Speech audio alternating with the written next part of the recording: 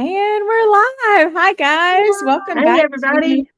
the Low Carb Book Club. And we're doing The Obesity Code by Jason Fung. This week is chapters 12, 13, and 14. Even though I accidentally went.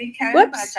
Okay, well, even though I accidentally went through chapter 15. So I'll have to not talk about that. But so what did you guys think? Oh, it was awesome. I It was mean, and there was stuff that I Yes. feel like I should have already known since I've been like researching in this space, like in the low carb slash keto carnivore space since 2015. And I should have known this stuff. And maybe I did at some point. I don't know. But I'm just like, wow, this is, Yeah. he has a way yeah. of throwing in things that kind of break apart the myths around all these issues. And Mhm. again, in these chapters, I feel like he did that as well. He said, like, here's what the common myth is surrounding this particular issue. Now, let me show you why it's wrong. Mhm. Mhm. He does a good job of that. Yeah, and I think he talks about things that are so much more in depth than your standard, keto, low carb person does. So, and even like even as a nurse, it's stuff that I didn't know. It's stuff that I had kind of started to catch on to and I had questions about. And then I promptly forgot the questions and didn't ask anybody about it. Like with the fructose, for example. Yes, that was the big Oh, shock. I what? knew it was terrible. What? I Oh mean, my God. There's yeah. so many things about fructose that I did not know. Like, I feel like we're just totally ignorant about fructose. Well, and I dealt Yeah. with patients all the time with fatty liver disease, and the topic of fructose never came up with the doctors, ever. It's Oh, wow. crazy. Wow. Like, I Man. knew that there was an issue with it, and for example, in one association that I have with that is that with, Paul Saladino choosing to change his diet and incorporate a lot of the fruit into it, and a lot of people were saying, "Well, he doesn't realize what it's doing to him," and now, based on reading this, I understand more why people are, for lack of a better word, I mean, concerned, or, because Mhm. I mean, based on this, I would just severely limit my kids, even, how much fruit they would have. I mean, in retrospect, you know what I'm Yeah. saying? And you think And about kids and fruit, but based on what we read there again, it's like this big push for the fruit and the juices and then, yeah, it's just no wonder, but the dots are connecting now. and you know what is really messed up about it is that I mean, we don't like I don't know. They never even talk about it. They never even tell us, that fruit could be possibly dangerous to us or that fructose in fruit could possibly be dangerous. Yeah. And they act like it just, oh, it doesn't really cause many problems for diabetics. And then they also tell us eat, 3 to 5 servings of fruits and vegetables a day. So they lump them together like they're the Right. same. As if they're And exactly. they are not the same.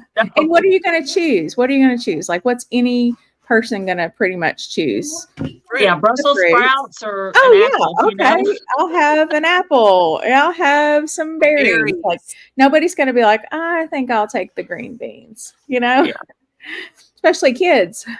especially kids. Yeah. Yeah.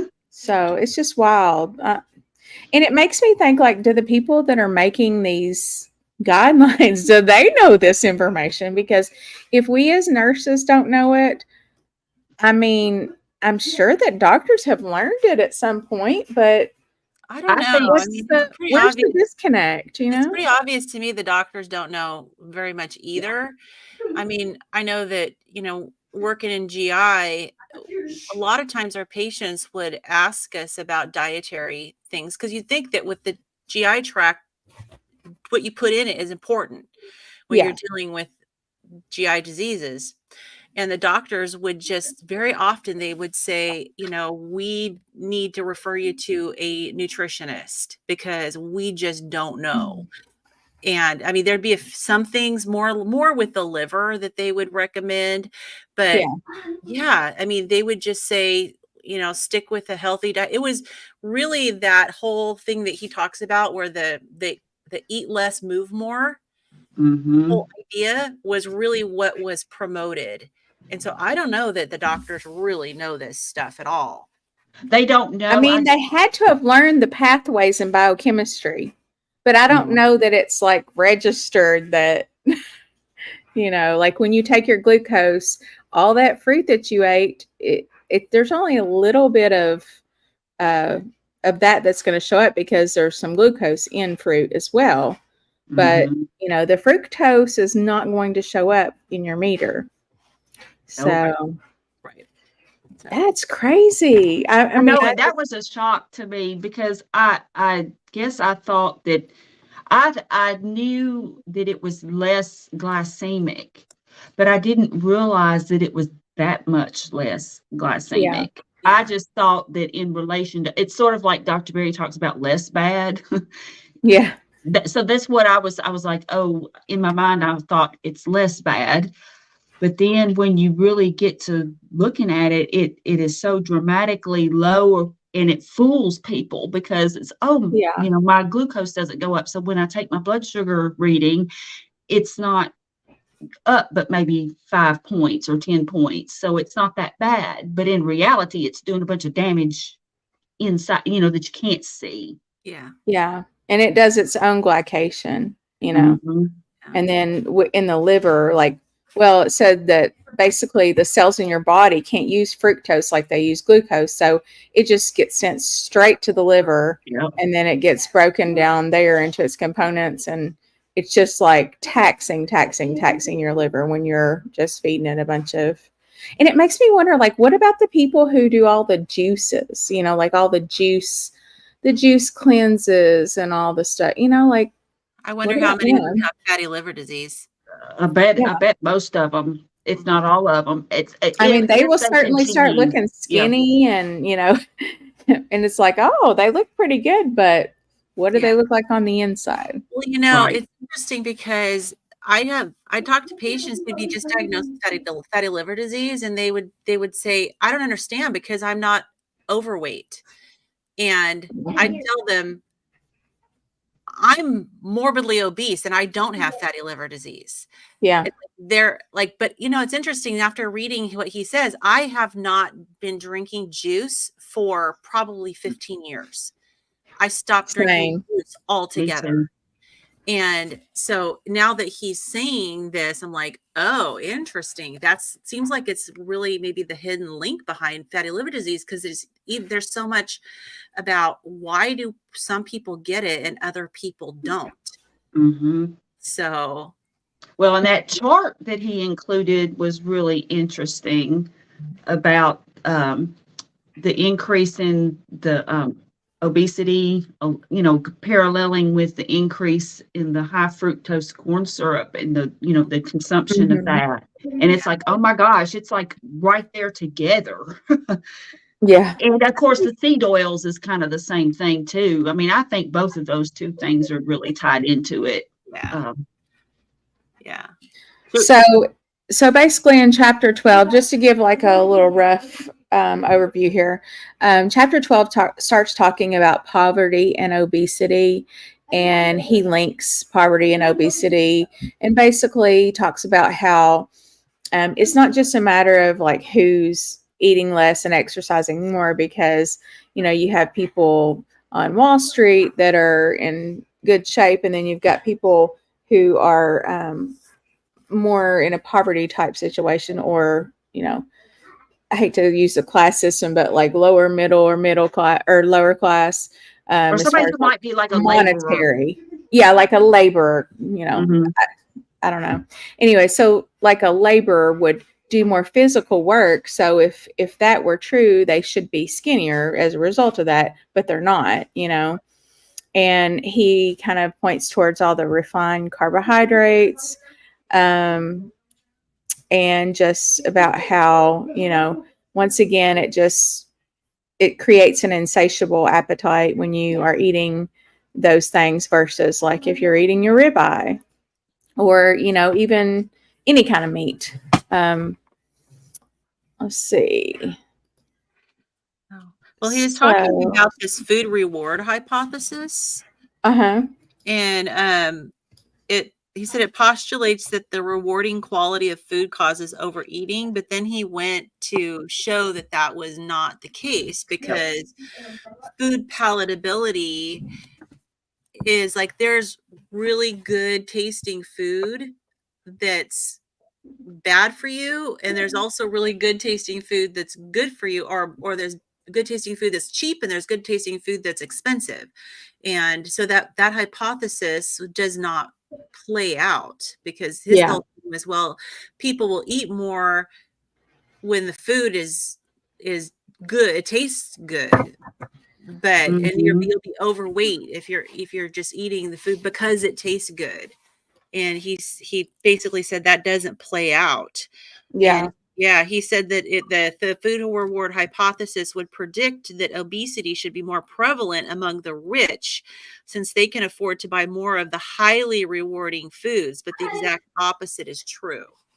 And if you look back in time, like remember people, I don't know where I heard this, but from years ago, I think it was in school, I learned that a lot of times the wealthy class was more overweight back in the olden days because they were the ones that had the access to sugar, and it was expensive and it wasn't something that anybody could just get,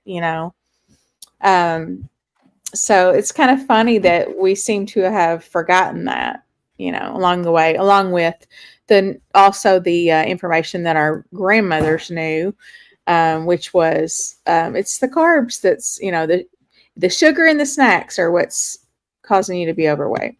Well, it's really funny when you talk about that and how the wealthy would be rich. When I learned that, the theory that was given to me was because they could afford meat. And the poor had to subsist off of vegetables and they couldn't afford to buy meat.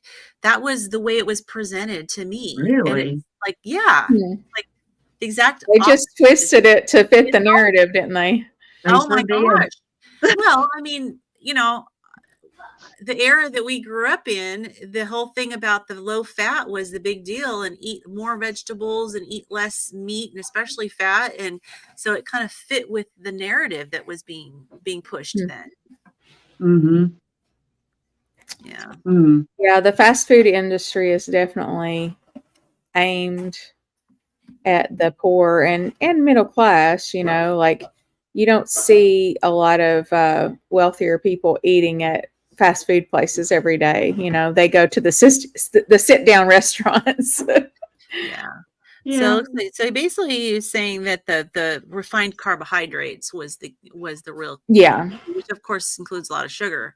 He kind of went through and said several theories that people had over the years and debunked them, and then pointed the finger at the processed carbs. Well, the government, the whole government subsidy thing, and of course that stemmed from the food pyramid, and at the base of the pyramid you've got the grains and the breads and the those types of things. And so the government then subsidized those things because they wanted more production, and the apparent goal or the stated goal of those guidelines was to provide nutrition and stuff for people who were less fortunate, or who needed, help with their food, providing food for their families and stuff. And so the goal was to make it cheaper. And so those ingredients, since they're subsidized by the government and it's put in everything, high fructose corn syrup, which is made from corn. And he went on to say that corn is subsidized at 29% of the subsidies and wheat at 12%. So that's close to half right there of all the subsidies. That is crazy. It's just insane. I mean, it's no wonder that so many of us have reactions to wheat because we're just eating so much of it, and it's, it has its defense chemicals, and, also it's changed, and, there's just so Mhm. many reasons that, So it says here, food additives receive almost 30 times more in subsidies.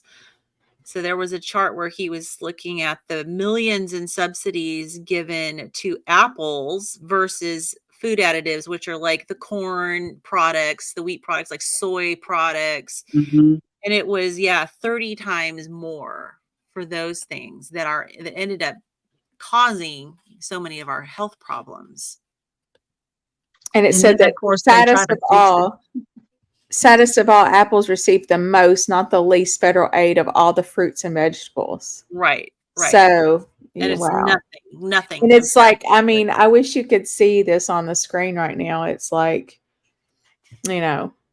here's the it's a chart. Here's this, and then it's like literally this like this. chart. Yeah, that one. 19,200 versus 689.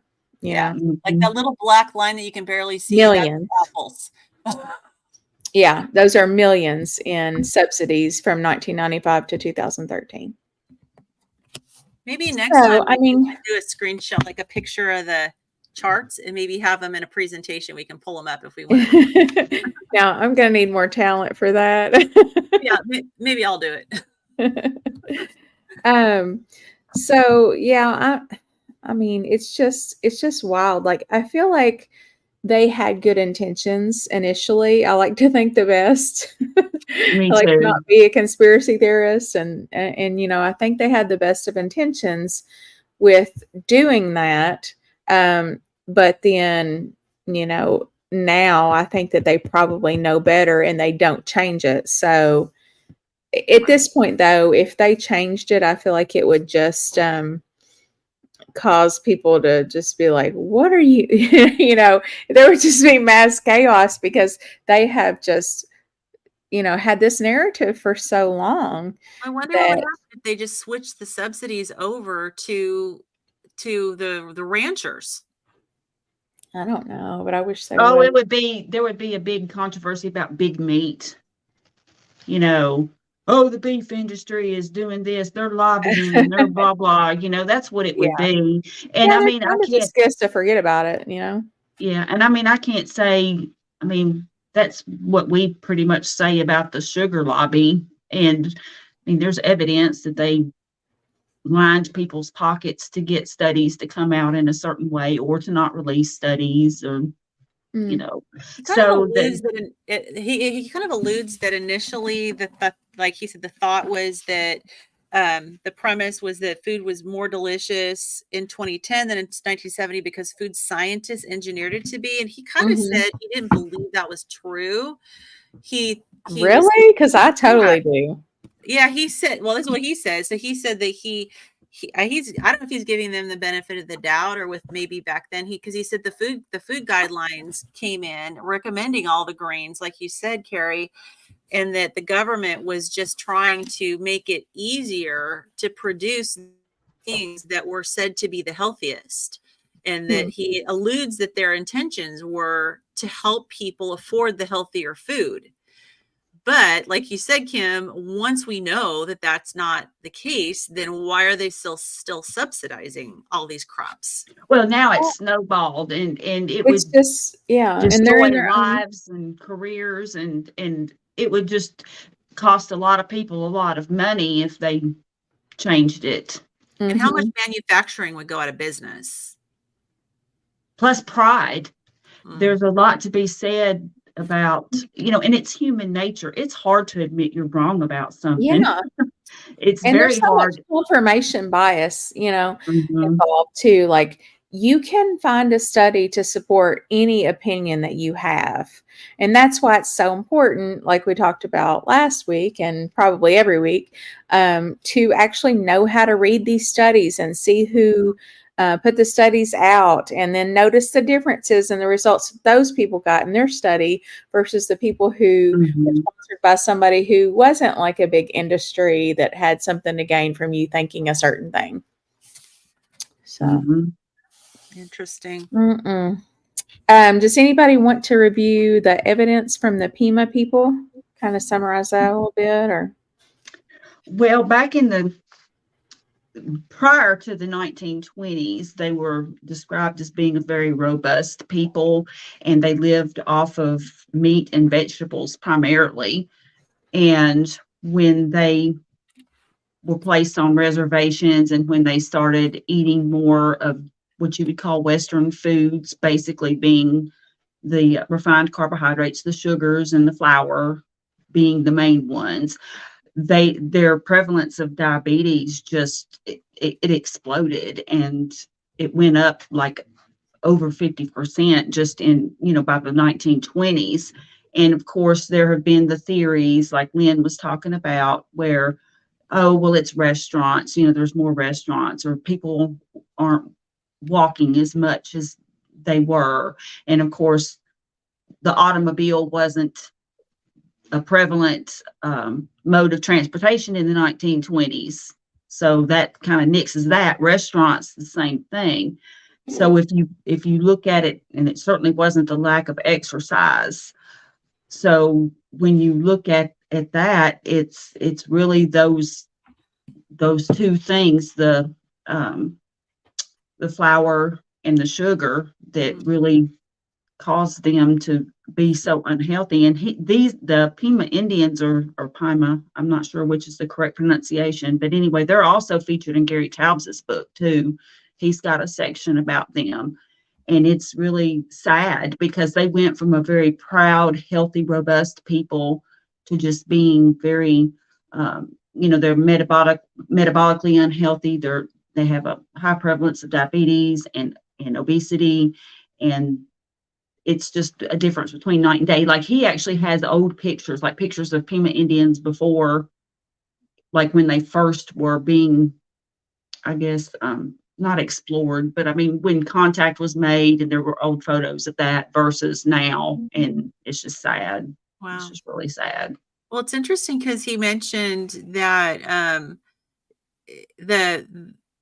these trading posts that were set up, and they introduced them to the white sugar and the flour. Mm-hmm. It was because it says both substances could be stored at room temperature for long periods without spoilage. So I'm assuming that was really attractive to them because, first of all, it's easier. It's already pounded down and ground down, and then you can store it without spoilage, which I could imagine they were going, well, we may have some spoilage issues, and that could be really better for us to not have our food spoiling.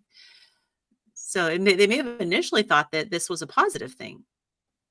Yeah, once again, there you go. It may have been started for a good reason, but then,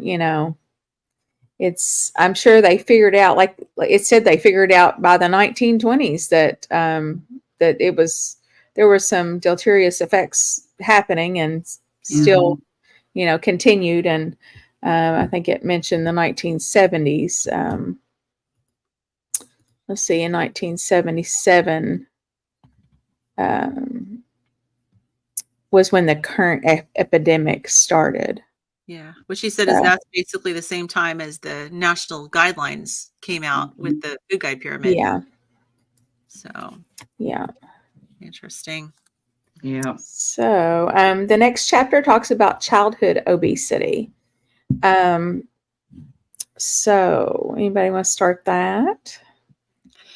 Well, I mean, he starts by talking about the whole eat less, move more approach to a childhood obesity. And of course, I know it carries over into what they recommend for adult obesity as well.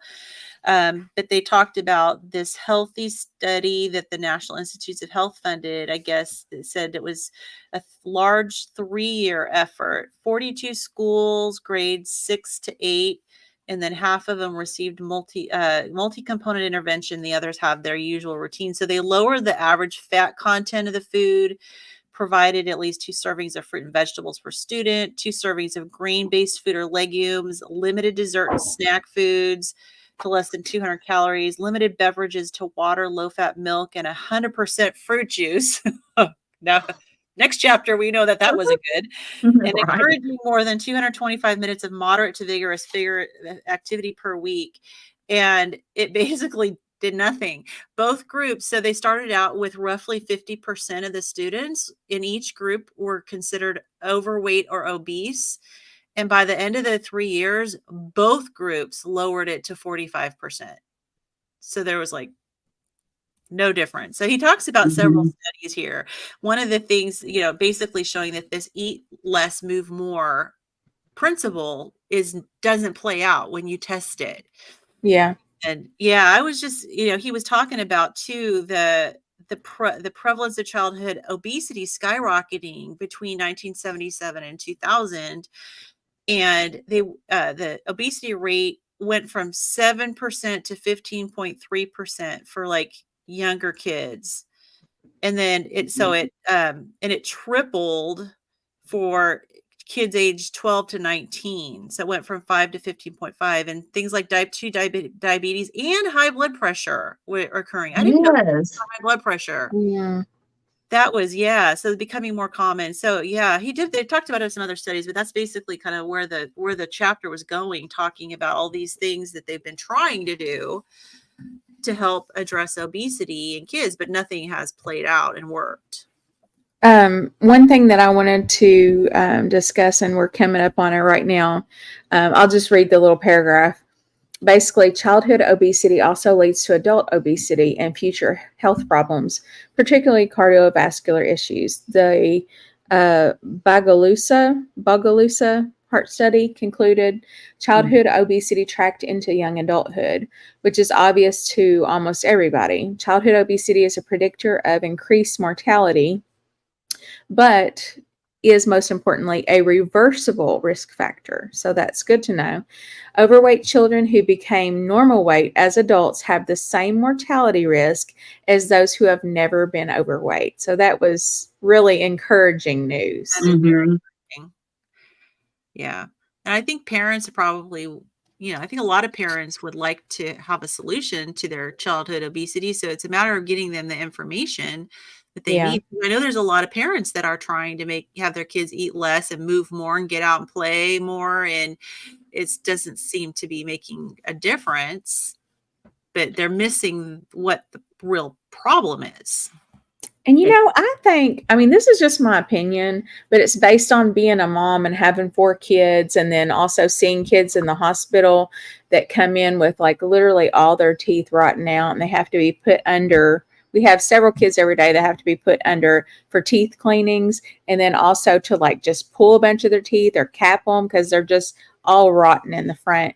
And, they've always tried to say that was bottle rot from milk, but I really don't think, I've never believed that. I've always thought that was like juices and Mountain Dew in their bottle and, just different things because, I guess I can say it now because none of my kids have rotten teeth, but every one of my kids went to bed with a bottle. You could not pry that bottle from their hands. And it was like too much of a fight at the time. And luckily, that didn't cause any problems. So I think there's a lot of things like that the medical system as a whole just has wrong, just to be honest with you, Yeah. Well, it's interesting. They're talking about the obesity rate even in 0 to 6 month age children. With and I had gestational diabetes. I believe I had it with both of my kids, but I know I had it with my daughter. And the reason I say they determined that I didn't have it with my son, but I really think that if I had continued eating, if I had not eaten appropriately, I would have had it. We'll say it that way. But anyway, I did have gestational diabetes with my daughter, and it is true what they say about the increase in the weight of the child. She was born almost a month early and weighed what a full-term baby would weigh. Now, I did eat a strict diet. Back then, they did tell me, this was in 1984 and into 85, they told me to get rid of all the white foods, which is potatoes, sugar, flour. things like that. I mean, they really did tell me to eat, meat and vegetables. And I just remember thinking, how am I supposed to gain weight? Because they were actually wanting me to gain weight because I was so thin when I got pregnant. So, but I mean, the whole point is that I found that fascinating. And it kind of, in retrospect, you kind of think, well, I was so young. I'm going to use my youth as an excuse, but I guess I really didn't. I would have been, knowing what I know now, I would have been so extremely strict with, basically just eating nothing but meat and vegetables. I would have, it's not that I did anything, I didn't just eat junk, but at the same time, I don't think I was really, I don't know, I guess I just did at that time, didn't really realize the importance of it. And of course, nowadays they treat it completely different. I mean, they just want to treat it with meds. I mean, they don't want you to eat, they don't advise you to eat just meat and vegetables. I mean, they tell you to eat your healthy whole grains and stuff. And then they just would medicate you if you couldn't tolerate the healthy foods that they told you to eat. So it's a big mess now in terms of what they recommend. But that, I think the higher incidence of the gestational diabetes, because I've known many people who have had it, and I did too, and it doesn't surprise me. My daughter does struggle with weight. Knock on wood, I never have, but she struggles with it. And part of me, he of course, is mentions that there's newborns that are basically being mm-hmm, born insulin resistant because yep, of the health of the mother.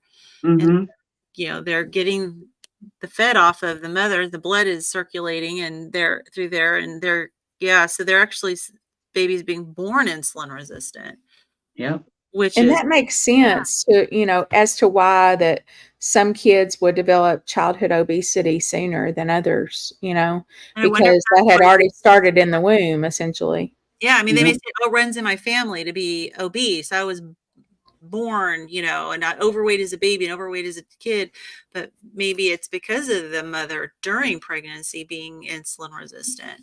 Yeah, and like also, does mm-hmm. that really run in people's family? Or, I mean, I'm sure it can, don't get me wrong, but like, does it really run in your family, or were you just eating the same foods that your mom and your sisters and your brother and everybody else was eating? Yeah. I think that's it, Kim. That's a I big think, factor. yeah. Yeah, I think so too.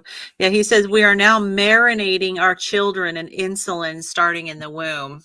Mm-hmm. That wording was kind of shocking, but it's true. I mean, how many people out there are insulin resistant? It's just becoming increasingly more and more. So it only stands to reason that pregnant women are insulin resistant. Yeah. Yeah. Well, I've known so many people that have had gestational diabetes, and I mean, they did like track their sugars, and I think they even injected insulin. I'm pretty sure my one friend did. But I don't feel like they watched what they ate as much as like even we would watch what we eat if we had high blood sugar. Mm-hmm. It's just a different mindset totally. Well, the whole thing was to not drink alcohol and not smoke and, be careful about those substances and not any warning about other food that people were eating. Mm-hmm. Yeah. And see, I had my daughter like right at the cusp of this stuff in the 80s. Like there wasn't that huge push yet in terms of the healthy whole grains and all of that. There was, it was more, they just wanted you to eat healthily. And of course, they included in a healthy diet that was included, but there wasn't just the push, if that makes sense. And now it's like people are pushed, even if they're diabetic, they're told to eat their healthy whole grains. And that just is, and that to me is just so wrong on so many levels. Yeah. So Okay, wrong. so homesick Buckeye. So this is a very interesting comment. Dr. Bickman and pretty much anybody else teaches that babies are born in ketosis. This would be contrary to insulin resistant as I understand it. However, you can still, like I'm in ketosis, okay? but I still have some residual insulin resistance. It takes a long time for insulin resistance to resolve, but when you're talking about a baby, like, I don't know. I would really have to think that one out, because Well, I we're read getting that really as well. complex, That would be a question I'd want to ask Dr. Fung. Yeah, I read that as well. The babies are born in ketosis, and then possibly that means that they're naturally supposed to be born in ketosis. Yeah, Now, they are. Mhm. what the mother during pregnancy is eating possibly can affect that. I mean, just like we can Yep. get ourselves out of ketosis, I wonder if a mother can get their babies out of ketosis. Well, Oh, yeah. I know Really- particularly after they're born and they start drinking the mom's milk, that would put them in a ketosis if they're breastfeeding, Yeah, interesting. This right? seems like this needs to have more, if there hasn't been more It's pretty studies, complicated. because it's very interesting. Yeah. Yeah, that's a really good a point in question. Yeah. So that's one that we need to make note of. That's right. And I might have to send Jason an email, because so far he has not responded to my Response. short. No, this will not do. He's going to have to respond now. Yeah. He's gonna have to turn me down, I guess. Yeah. right, You need to make sure he has to respond, yes or no. I'm gonna send him. Jason, will you be on our book club? Yes or no? Please circle. Yeah. Check the appropriate box. I've been watching a lot of his stuff, though, since we've been reading this book, and dude is just on another level. Like, he's Yes. just, oh my gosh, he's so smart. And I do hear a lot of stuff that he says that goes against what other doctors say, or maybe just doesn't go as far as other doctors go. He really gets in the weeds. I like it. Yeah. Me too. Interesting. You know what? I bet if nothing else, we could get Dr. Tony Hampton to answer our questions. We need to ask him. He would probably come on. Oh, I guarantee you he would. Well, we need to have him on. That's what we just Yeah, need I to actually do. met him in person, at Keto Palooza, and talked to him, and he's just such a down to earth, just awesome guy. So Well, let's do it. pretty Of course, sure. I don't get it. Does he doesn't have a book? I don't think he Okay, does. well, what If we he can can just do say, we have some general questions, okay? We'll send you the questions in advance, and then that way you're prepared, because, I don't like to be put on the spot either. Sometimes I have to think things out, Yeah. Well, we could tell him, hey, if you were going to write a book, you could talk about what this book would be about with us. And then we'll be glad to read it after it comes out. I know what his book would be about, I bet. About It would probably be the about poverty and women, the families health and poverty. equity. And, I guarantee you it'd be about health equity. And I wouldn't be surprised if he's not writing one as we speak. he probably is. So, all right. Okay, moving right along. Anybody? Well, and he did mention too about, after talking about all the studies that Lynn mentioned, just gazillions of studies. Well, not gazillions. I think he talked about like 5, but they all failed in the ones that were the move more, eat less. And he said none of them, it was like either the study was released and it was just crickets. Like, in other words, nobody reported on it. Nobody said anything. Or they just said, we need to do more. We need to restrict calories more. They need to move more. So they didn't do it. We didn't do enough. We didn't reduce their calories enough. And we didn't reduce or increase their movement enough. And I'm just like, good Lord, some of those calorie counts were ridiculously low too. And I'm thinking, my God, you're going to get them below 1,000 calories in some cases. Right. These are growing children. Yes, you can't do that. And their poor brains, I mean, they need nutrition, and they do definitely need meat and fat, but good grief. That I was just like stunned. I was like, you're just going to starve them to death. Yeah. Well, then he talked about this one study that was actually a good study, the Australian study, Australian Romp and Chomp study. That's Mhm. a funny name. But that study, they actually, this was done Wait, in what page is that on so I can just follow? 151. Okay. Yeah, so that study ran for 4 years from 2004 to 2008, and it had targeted 12,000 children aged 0 to 5. So they were in daycare centers, and they had one group that continued their usual routine, and then the other group, they had to significantly decrease consumption of high sugar drinks, promote the consumption of water and milk, significantly decrease consumption of energy dense snacks, and Mhm. he said increase consumption of fruits and vegetables. So they basically took out the like processed down snacks and changed it out with fruits and vegetables. Mhm. And then he said rather than reducing fat and calories, the study reduced snacks and sugar. So it tried to increase exercise, involve families as much as possible, but mostly its methods were almost like your grandmother's advice to lose weight, which is cut down sugars and starches and stop snacking. And that study actually showed significant weight reduction in the study group versus the control group. The prevalence of obesity reduced by 2 to 3% in those kids. So that was one study that was done that showed that if you cut out the sugars and the starches and you stop the snacking on the processed foods, that you can lose weight. The kids can. And once again, this is all showing us what we're learning throughout this book, and that is that insulin is the driver of diabetes Mhm. and metabolic syndrome, Yeah. obesity, all the works, inflammation, all that. Yeah. Yeah. So he said Dr. Spock had it right back in 1946. It said rich desserts can be omitted without risk. Without risk. That is so funny. Should be You don't technically. have to eat the layered chocolate ice. That's right. The double chocolate pie. Yes, yes. He says the amount of plain starchy foods, cereals, breads, potatoes taken is what determines how much weight they gain or lose. So he said Dr. Spock had it right, at least when it comes to nutrition. Yep.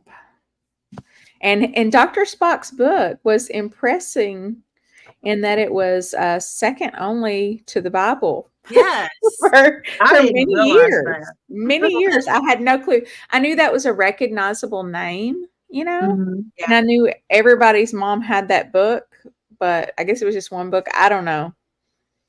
But he was the Bible of child rearing, his book. So. Yeah, for sure.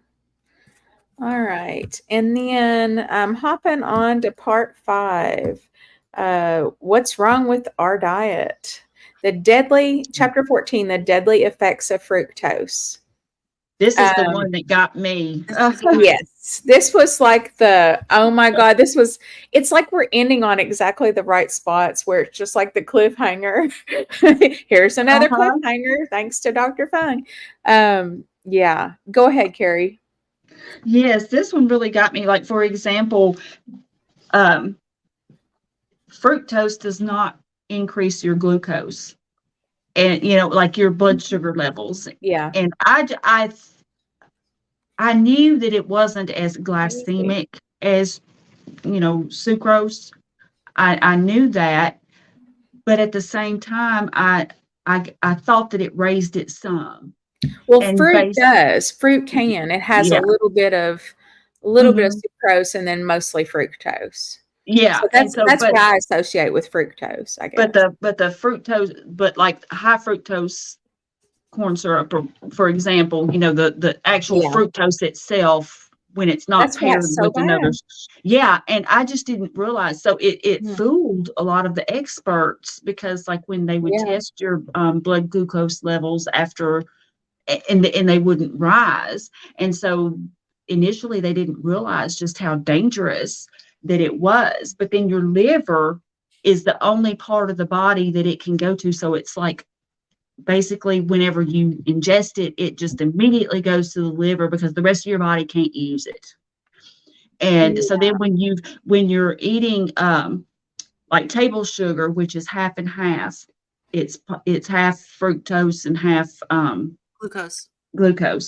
And so it's a double whammy because your poor liver is trying to deal with the fructose, and it can't do anything with it. So then your liver it makes fat. So that's where the fatty liver comes from. But then you've got the sucrose, and it's your body, it makes your blood glucose go up, and then it just perpetuates this cycle. And I was just floored by that. Me too. And especially like when people started realizing, like he was talking about, people realized in the United States that the sugary drinks were not healthy. And so people had started kind of reducing their intake of them. I mean, I guess they haven't substantially, but they have some. Well, And Coca-Cola. 22%. It Mhm. was, by 2000, Yeah. 22% of the American diet was in these sugary drinks, 56 Yep. gallons per year. Mm-hmm. But then in America, we started catching on to the fact Yeah. that problems, so they started, promoting it in China. Yes. And the diabetes rates, because they already ate a lot of carbs anyway with the rice and stuff that was a part of their traditional diet. But then it was like when they started ingesting the sugary drinks, then it just like tipped them over the edge. I mean, it was just enough and they were getting that double whammy, only more so because they already ate the traditional diet that was, that had the rice to begin with. But they And weren't then overweight and diabetic just with the rice, because their sugar intake was really low. But then you have the beverage industry, Coca-Cola and all that, heading over there. And now it says that in 2013, 11.6% of Chinese adults have type 2 diabetes, eclipsing even the long-time champion, the US, at 11.3%. So they have beat us in how many, their diabetes rate. Mm-hmm. They said in 2007, 22 million Chinese were newly diagnosed with diabetes, a number close to the population of Australia. That floored me. I was like, too. Like, that's a lot of diabetics. Mm-hmm. Yeah. It said it rose in a single generation. The diabetes rate rose by a horrifying 1,160%. So, Oh my gosh, that is insane. it's hard to think that these beverage manufacturers have our health in mind. No, they definitely don't. It's obvious they're destroying our health, but yet they're like, oh, well, the US is catching on to us, and now we're going to take it over to the Asian countries and, kill them. Yeah. They're the new big tobacco. That's true. Seriously, I mean, when he's talking about the beverage companies, it's like, holy cow. I mean, and I've heard too, a lot of people that talk about people who get like really like more like 700 pounds or whatever, or 500 plus pounds, that you just can't eat that many calories. Yeah. You're drinking your way into obesity. And obviously the sugar is killing them. Mm-hmm. That's the number one thing that I tried doing when I was trying to change my dietary patterns, like in the very, very beginning, was I had heard somewhere, don't drink calories, which, we use the whole calorie thing, right? But I just wouldn't drink any beverage at all that contained any calories or, any sugar, any substantial amount of sugar. And that alone, I mean, I think I lost 5 or 10 pounds just, like that. And I wasn't even drinking as much as some people do, but it really that was one up. of the first things I did too, before I even really what you'd call went keto. When I first started doing my research, and of course, right away I didn't really drink that many sodas anyway, but I did drink them on occasion, and so I completely stopped drinking sodas of any kind, diet or regular, and started just drinking unsweetened tea if I happened to have tea. And when you're from the South, that's like blasphemy. Oh my God. You get used to it. Yes, it is. For the first time a few years back when I was in Texas, I had never had it before. And I was like, Oh It'll my put gosh, you did in you a put more coma. sugar in here? Oh, Yes. I used to say I want a sweet tea IV at work. We would go to McDonald's. McDonald's was right across the street from the hospital, from the ER that I worked at. And I would walk Mhm. over there every day I worked, and I would get all the nurses and the doctors big, the gigantic McDonald's sweet teas. And we would just be like sitting there sipping in heaven, honey.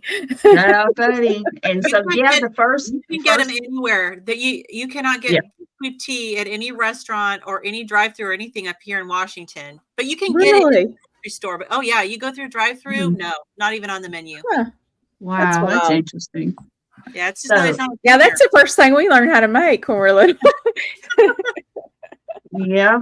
And so the first two things I had done was I got rid of the sugary or just the sodas in general, any sweetened drinks, and bread, the bread and pasta. And so for a long time, so it wasn't like, well, it was a few months, so I wasn't even what you'd call like really, really strict, but like anytime I already noticed a difference in my blood sugar readings, I guess is what I'm saying. I Yeah. mean, I wasn't diabetic, but um, I could tell like after I ate, when I would measure my blood sugar and stuff, I was like, wow, you really can tell a difference. Now, of course, there again, though, knowing what I know now, one could have been fooled by the high fructose corn syrup. Mhm. But Yeah. then I did read enough to know to avoid it. I just wasn't exactly 100% clear on why. Now I am. I mean, Yeah. Well, Hey, you I keep have a question for you guys real quick. Just, out of curiosity, how long ago did you all start like a ketogenic way of eating? So I did keto for 2 years,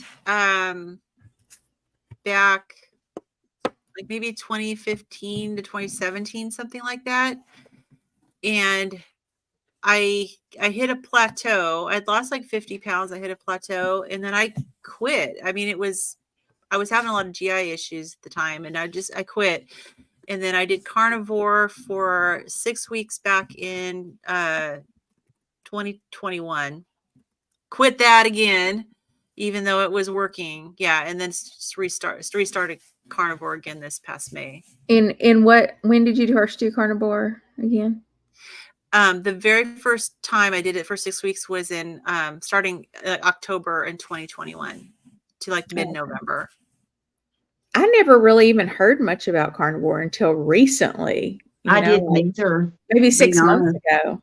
I heard And then about it. even then I thought, what in the world? These people have lost their dang minds. I thought it was weird. Yeah, but I heard about it on a podcast with Mindy Pels, and she was interviewing Paul Saladino, and that's when he was Okay. talking about the carnivore diet. But he wasn't saying everybody should be on a carnivore diet. The whole podcast was about the gut microbiome, and he was saying that there are people who can, and it was about losing weight and stuff, that can lose weight on a vegetarian diet, but other people have a gut microbiome that you are better with a carnivore diet. And that was his thought. And I'm like, well, I'm not going to pay $700 to get the gut test they were recommending. And Mm. so she was saying, well, if you're not sure which one you are, to just pick one and try it, do a trial period and try it and see. So I said, okay, I'm going to do that. And so I picked carnivore and it worked for me. That's awesome. After hearing Kelly Hogan, that kind of sold it for me. She's just so, I don't know, everything that, like when she tells her story, you can just really, I mean, I even think of her doctor's name was Dr. Dunlap. Very ironic that his name was Dr. Dunlap, and he helped her lose a lot of weight probably without even realizing it. Yep. I started in 2015, and there again, it was very like I first started. One thing, I wanted to avoid becoming type 2 diabetic like my mother, and so I started just doing research. And of course, like I said, the first things that you're told to eliminate is like the bread and seed oils and the soft drinks, things Yeah. like that, sugary drinks. So I did that. So I wasn't what you'd call strict in terms of, I don't know, like just carb counting or anything like that. But as I gradually started feeling better, and as I started reading more and more and more, I just started going lower and lower carb. And I had heard about carnivore. This was back, I didn't really look at YouTube much. Like I read Dr. Eads's blog, and there were some people like that whose blogs I read. And there was this one guy, and I don't remember his name, which is terrible. But and I did read his blog, and he talked about being carnivore, and he would share pictures of the meals and stuff, the steaks and it wasn't Paul Saladino. It wasn't him. And I don't know if he ever had a blog, but it seemed like this was a fairly young guy. And I think he was also getting hassled too. But I think he lived in like North Carolina or something, but he got hassled because they were saying he was giving nutritional advice to people. And I just remember thinking, that's a bit extreme. I wasn't critical of him. I liked his blog, but I just was like, that's interesting, but I don't know that I would need to go that far, or that I ever would, kind of a thing. And then it just kind of, I hadn't read his blog in a long time, but I stumbled into carnivore. It's almost been a year. It was right after Christmas, a day or two after Christmas, when my neighbor brought all that meat over. And it wasn't an intentional thing, but I was like keto / ketovore. I ate some vegetables, but it was mostly like cauliflower or broccoli, like steamed. I ate it steamed, both of those steamed quite a bit with cheese sauce on it, or butter and garlic. And then, so that was how I stumbled into carnivore. So, and it was not to lose weight. I did not want to be diabetic like my mother. And they say that if you've ever had gestational diabetes, that you have a higher probability of later in life then becoming type 2 diabetic. And I was like, Yeah. not me. Well, I just within the last year had gotten labs that put me in the pre-diabetic range. And so that was kind of nerve-wracking. And, like I didn't want to get diabetes either. I mean, I'm no longer in the pre-diabetic range since being carnivore, but that was kind of a little bit of an eye-opener that I need to change something. Yeah, I had that happen about, I guess it was probably about 2 or 3 years ago now. I'd have to look back for sure, but I have been doing keto off and on since about 2017, I believe. And then I discovered Dr. Berry around that time, and have just followed him ever since. And I would never have tried carnivore if Dr. Berry didn't try it, because I trusted him. I mean, I might have eventually, but it would have taken a long time for me, because I thought that was crazy. I even thought I was thinking Dr. Berry has lost it lately. Like, what is wrong with this man? Everything he said up to this point, I would check it. I'd check his studies. He's always got them in the show notes. I'm like, he's giving very sound advice. I like that it's medically backed. It's not from just any Joe Schmo on the internet. He's a real doctor that's practiced and tried this stuff on himself and his patients. And so, he had a good standing in my mind.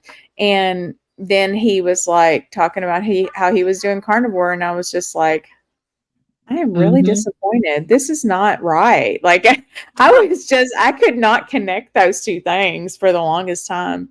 And then he just kept talking about it and talking about it and talking about it. And, once again, backing stuff with those studies, and just, even though we didn't have like carnivore per se, he would back it with scientific information. And that's important to me. Yeah. So I thought, well, and then Kelly Hogan on top of that. I said, okay, I'll try it. Yeah. Well, it's good that you did. Yeah. I mean, I don't, I still think of carnivore like an elimination diet for me personally. I don't necessarily think I'll do it my entire life, but I said I would do it for 3 months, and then I kept on. And then I have had periods where I've eaten some vegetables here and there, and I like that. That's just fine with me. I was wanting to switch over to keto, but it's just like, it's such a meat heavy keto for me. I guess I'm ketovore at this point, Yeah. I just, I really like my body. If I eat, like last night, we went out to my Christmas party for work and I ate a salad with chicken on it. And, the chicken's always just like kind of sprinkled on, not any significant amount. And I got home and I was like, man, should I make one of those ribeyes? Because your body is just like, give me some nutrition. That was not it. Yeah. Give me rabbit food. Yeah. I mean, a Well, your person body's can't probably- survive on this. Your body's probably more in tune now. You're probably noticing, aware now of what you need, and It 'cause I really noticed that is. with myself as well. Like if I'm not getting that nutrition that I need, I want to go have a steak. Yeah. Mhm. Yeah. Interesting. Same. Well, it's interesting. I wanted to just talk a little bit about how they were talking about the sucrose, because I know we were talking about that, and how they had said back in 1986 they looked at 1,000 different references. There was this sugar task force, and they declared there is no conclusive evidence on sugars that demonstrate a hazard. And then in 1988, the FDA said that a sugar is generally recognized as safe. safe. Yeah. And then they finally said the only risk factor was cavities. Yeah, which it's like, well, that's a significant risk. I mean, who wants cavities? I mean, or their kids to have them for that matter. I mean, Yeah. In 2014, the American Diabetes Association website stated that experts agree that you can substitute small amounts of sugar for any carbohydrate containing foods in your meal plan. yeah, It's like, that's recent.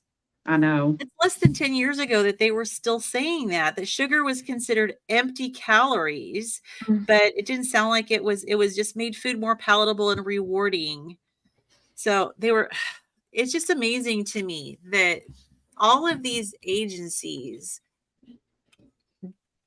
they seem clueless. Yeah. Really. They seem clueless. But, I wanted to I know we're kind of getting over the 3:00 mark, but I really wanted to talk about the glycemic index, because I know how much I followed it. And there were some things he said about the glycemic index that shocked me, that I wasn't aware of. And I mean, he did mention that it's, based on glucose. The glucose was given the value of 100, and everything was based, measured according to glucose. And but he said that, what was it, that fructose is really low on the glycemic index. Yeah. That was what shocked me. Yeah. But that's because it's the whole reason why it doesn't register on your glucose meter, because it's not measuring that, and it still has the bad effects, That bread is a 73. I mean, and Coca-Cola is a 63. Like, what does it take to be over 100? So I remember when I was being told by my doctor to go with lower glycemic index foods, something with fructose wouldn't have been a problem. That's true. It was pretty surprising. So that was kind of surprising to me, that you cannot rely at all on the glycemic index, is basically the takeaway I took from that, and choosing your foods. Hey, I wanted to comment to Roxanne. Thanks for watching, Roxanne. I saw that you just found the live, and this is so true, and we can all attest to this. Later on, she says that we're all young, and I'm like, oh, isn't she sweet? But never saw an obese person before the 80s. Like, I was born in 75, okay? But in the 80s, there might have been, like, each class that we would have, there might have been one kid that was overweight. And now that I look back at the pictures, like, at the time I thought, oh my gosh, they're really big. But when I look back at the pictures, I'm like, that kid wasn't even that big. Right. Yeah. But they seemed huge compared to the rest of us. We were all little tiny, And I mean, I didn't eat great as a kid. It's the food is different, But she said people in the 60s and 70s look very differently. Everybody were fit and slim, and that's true. And people weren't going to gyms and working out like they are now. I mean, No.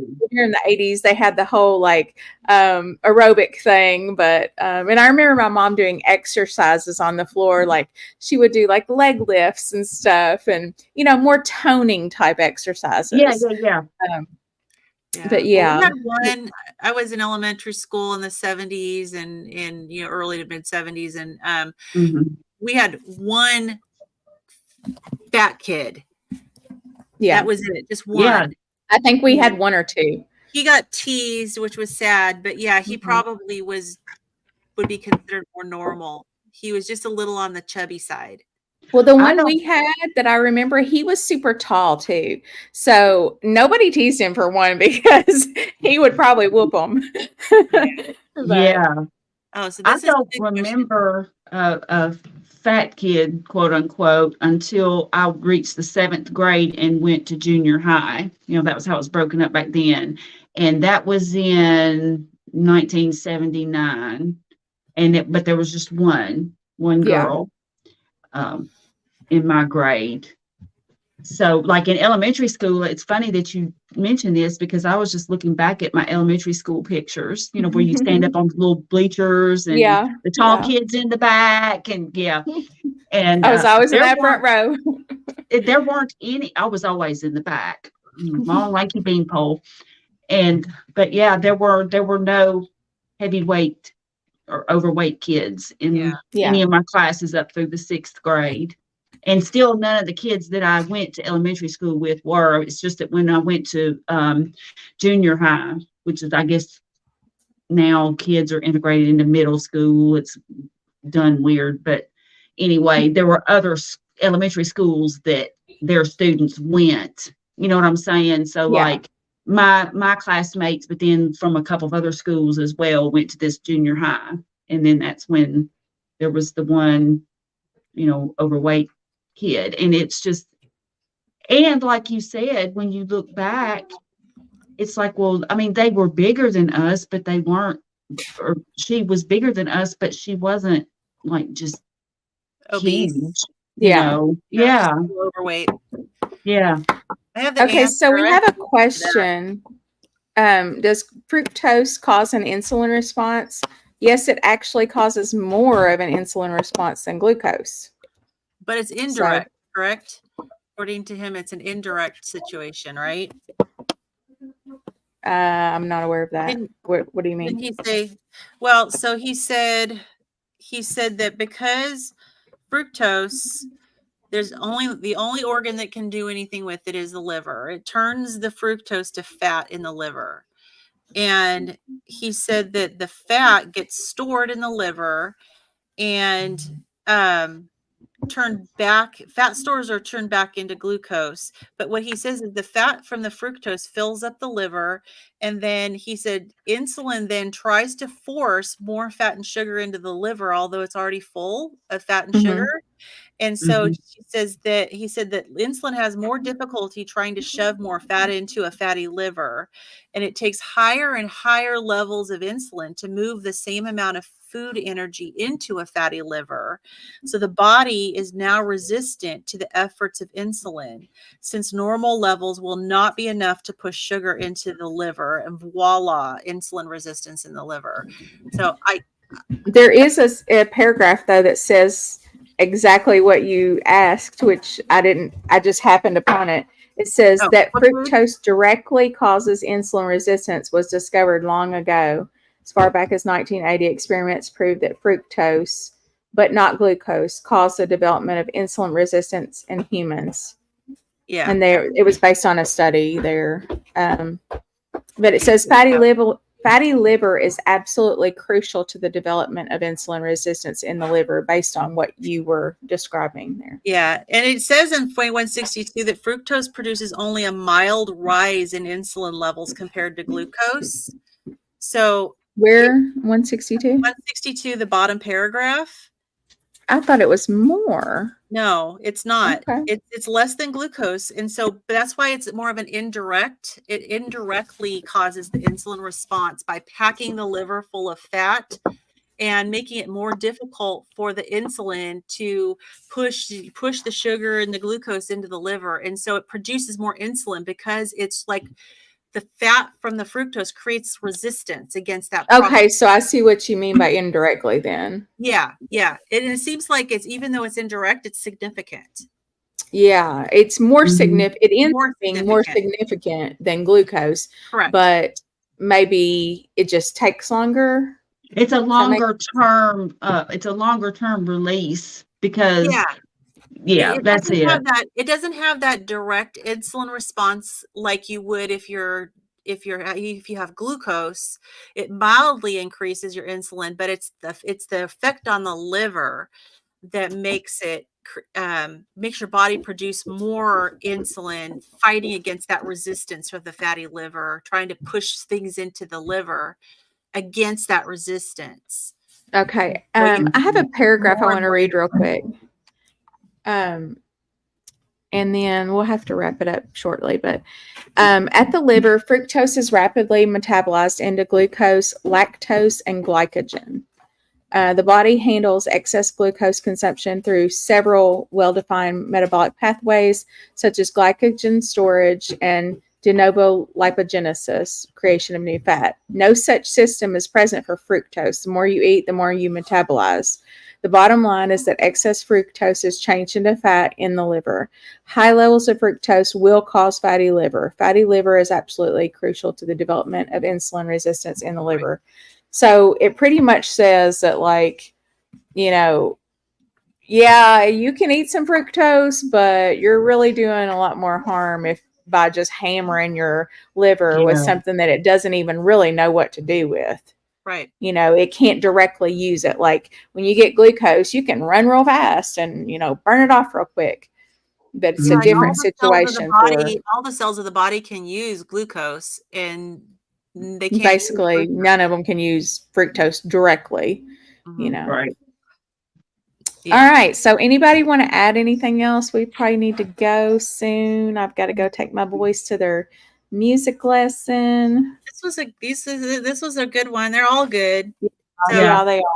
So what do you want to do for next week? I liked 3, but I mean, that's fine. whatever. Are you guys good with 3? So I actually already read chapter 15. So 15, 16, 17. Let me just see how many pages we're looking at here. So we're like 40 to 42 pages. Is that okay? Yeah, that's fine to me. Yeah. I could do more, but I mean, I'm really nerding out on this book, you know. I know, I am too. I've actually gone back and reread several times. I don't always do that, but with this one, I have. It's been really fascinating. I've enjoyed it a lot, and I've enjoyed our discussions too. Me too. I love you guys. Y'all are such a good, sounding board for me.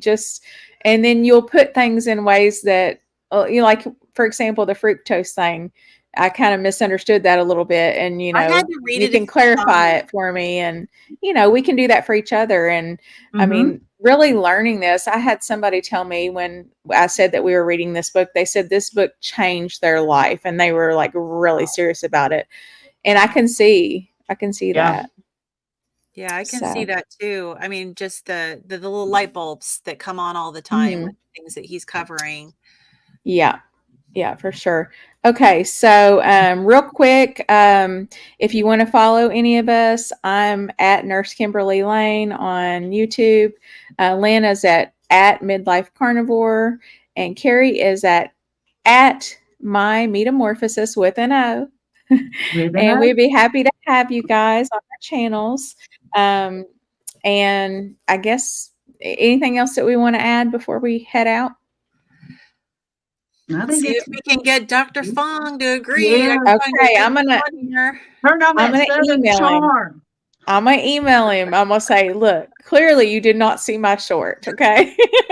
Put a link to it.